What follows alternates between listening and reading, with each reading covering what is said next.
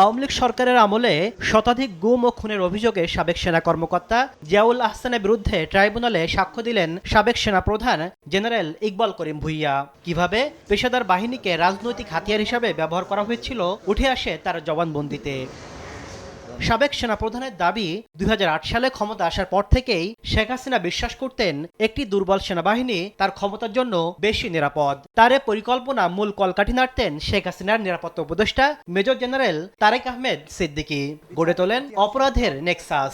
বাংলাদেশের সেনাবাহিনীকে কিভাবে রাজনৈতিক উদ্দেশ্যে ব্যবহার করে সেনাবাহিনীর পেশাদারিত্ব নষ্ট করা হয়েছে। সাবেক প্রধানমন্ত্রী শেখ হাসিনা এবং তারেক সিদ্দিকীর নেতৃত্বে একটা যে নেক্সাস তৈরি হয়েছিল, তারা কিভাবে এটাকে ব্যর্থ করে দেওয়ার চেষ্টা করেছেন, সেই কথাগুলো তিনি আজকে তুলে ধরেছেন আদালতের সামনে।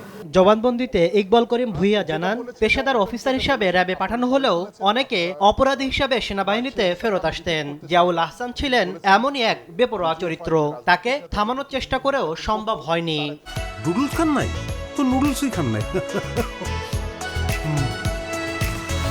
তিনি বলেছেন যে আমরা পেশাদার সৈনিকদেরকে র্যাবে পাঠাতাম এবং তারা পেশাদার খুনি হয়ে র্যাবে আবার ব্যাক করত, এবং তিনি এই সব অফিসারদেরকে, সামরিক বাহিনীর অফিসারদেরকে র্যাবে পাঠানোর ব্যাপারে ঘোরতর আপত্তি জানিয়েছিলেন। জিয়াউল আহসান র্যাবে গিয়ে তিনি গুমপূর্বক মানুষ হত্যা করার ব্যাপারে যে তার দক্ষতা এবং বেপরোয়া মনোভাব ছিল, সেটির বিষয়ে তিনি আদালতে বলেছেন।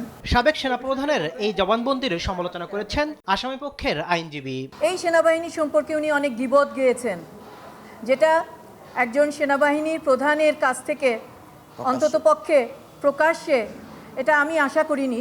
সাক্ষ্যে ইকবাল করিম ভূঁইয়া আরও বলেন, ১/১১ পর তারেক রহমান সহ বিভিন্ন রাজনীতিবিদকে অবৈধভাবে তুলে নিয়ে আটক রাখার অভ্যাস তৈরি হয় সামরিক গোয়েন্দা সংস্থা ডিজিএফআই এর। তাসলিম তৌহিদ, সময় সংবাদ, ঢাকা।